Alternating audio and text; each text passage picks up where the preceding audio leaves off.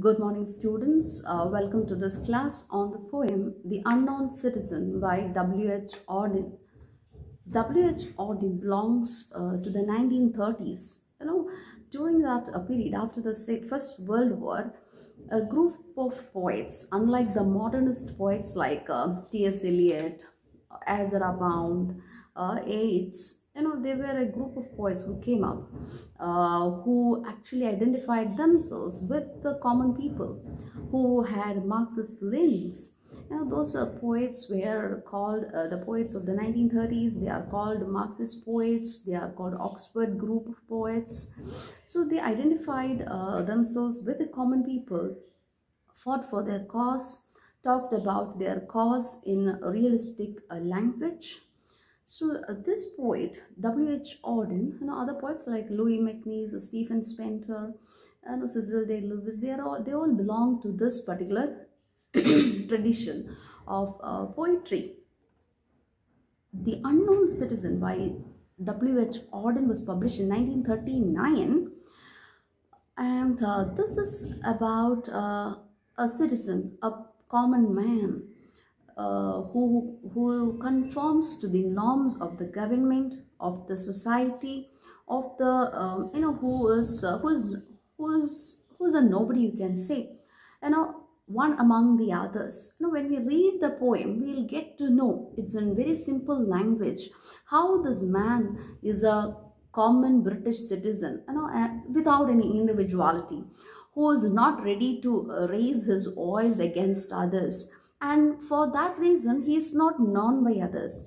He remains an unknown citizen who follows all the rules of the government, who follows all the lifestyle of that particular era, who conforms or who is known for his conformity, and people are happy that he is, he's a common person who follows all the rules and regulations of the state and of the society.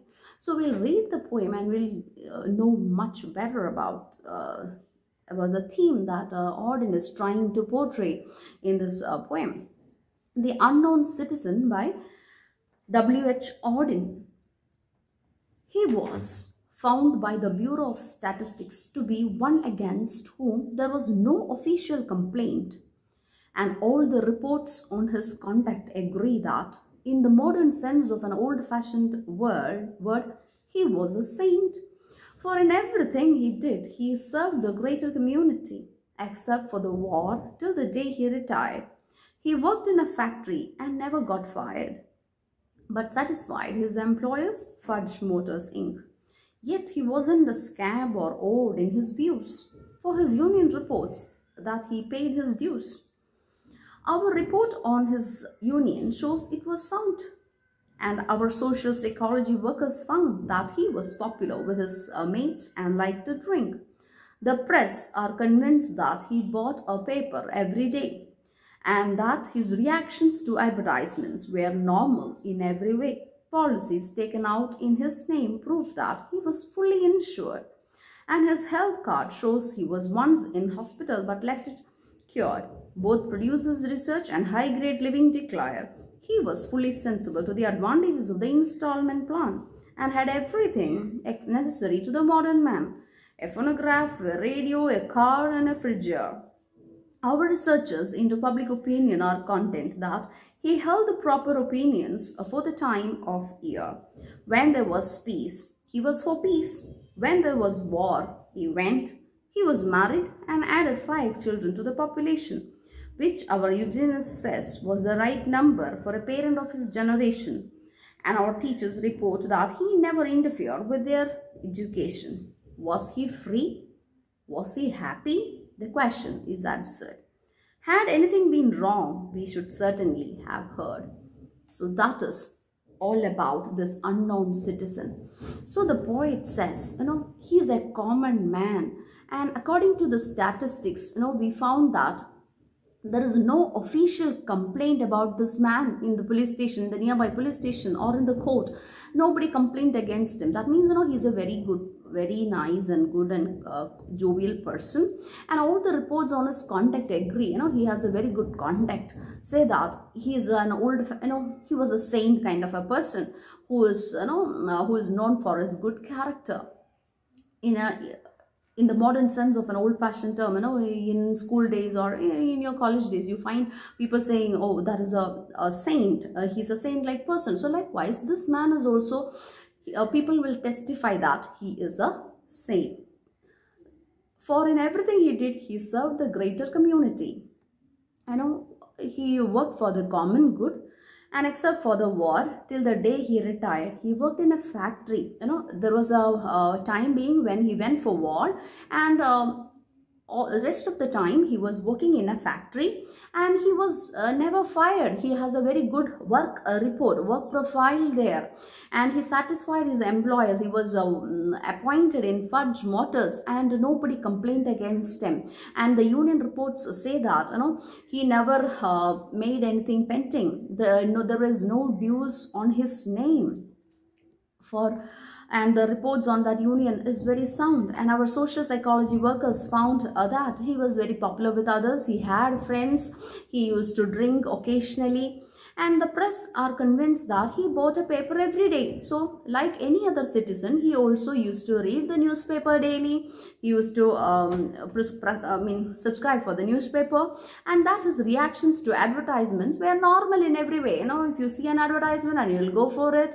So he was a normal person, conforming to the norms of that system of a particular, he will fit into, his ready, and he is fitting into that system.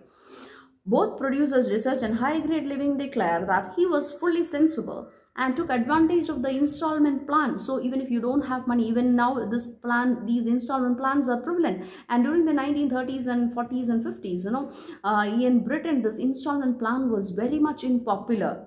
So even though you don't have money, you can have the advantages of a very good living. You can have a fridge, a TV, a radio, a car.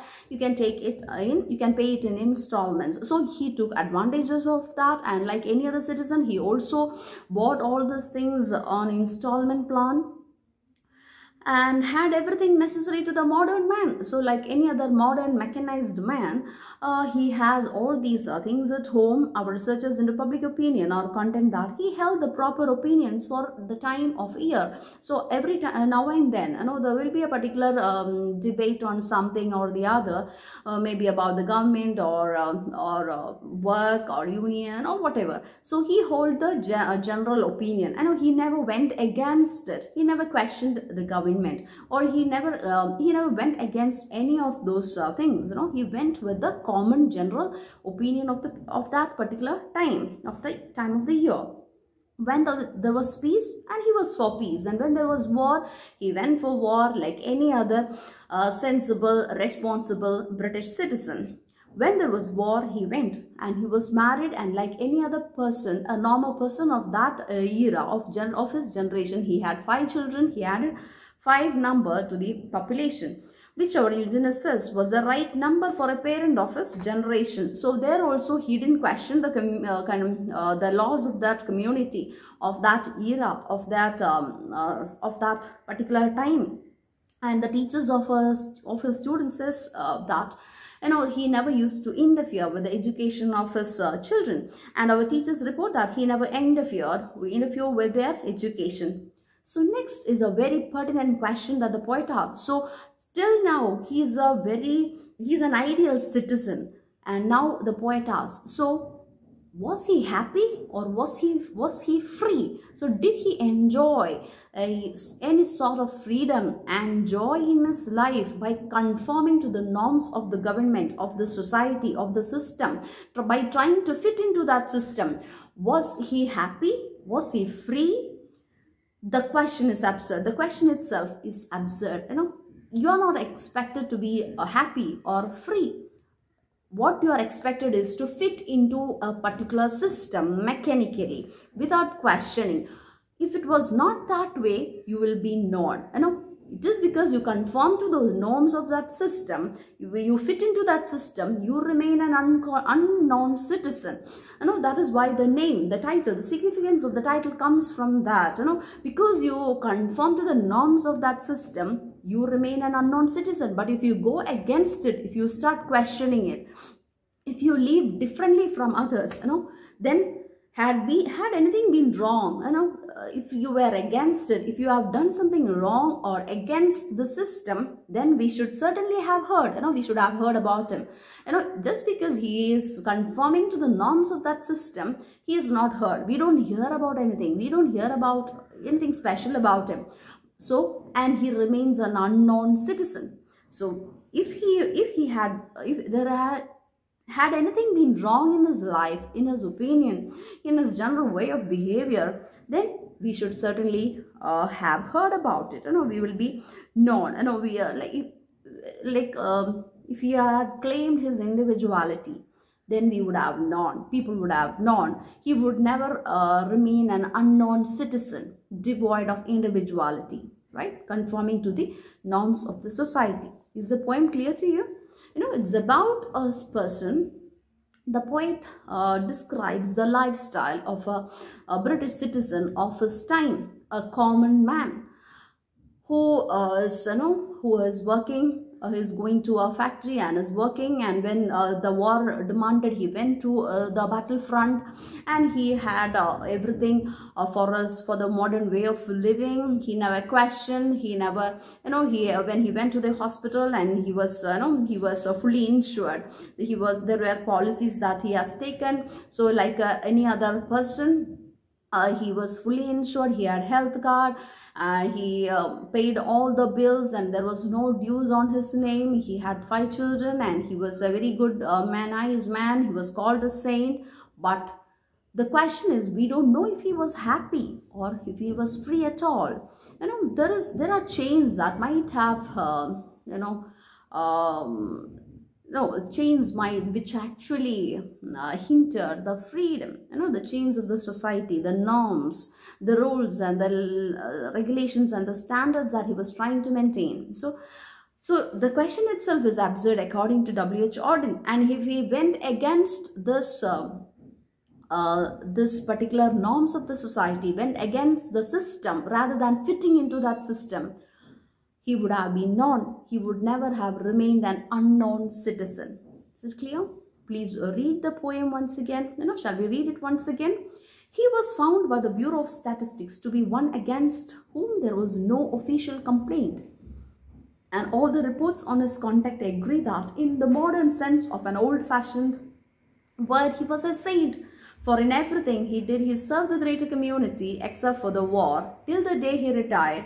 He worked in a factory and never got fired, but satisfied his employers, forged Motors Inc. Yet he wasn't a scam or odd in his views, for his union reports that he paid his dues. Our report on his union shows it was sound, and our social psychology workers found that he was popular with his mates and liked to drink.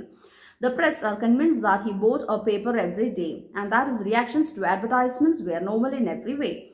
Policies taken out in his name prove that he was fully insured, and his health card shows he was once in a hospital but left it cured. Both producers, research and high-grade living declare he was fully sensible to the advantage of the installment plan, and had everything necessary to the modern man: a phonograph, a radio, a car and a fridge. Our researchers into public opinion are content that he held the proper opinions for the time of the year. When there was peace, he was for peace. When there was war, he went. He was married and added 5 children to the population, which our eugenist says was the right number for a parent of his generation. And our teachers report that he never interfered with their education. Was he free? Was he happy? The question is absurd. Had anything been wrong, we should certainly have heard. Thank you. Have a good day.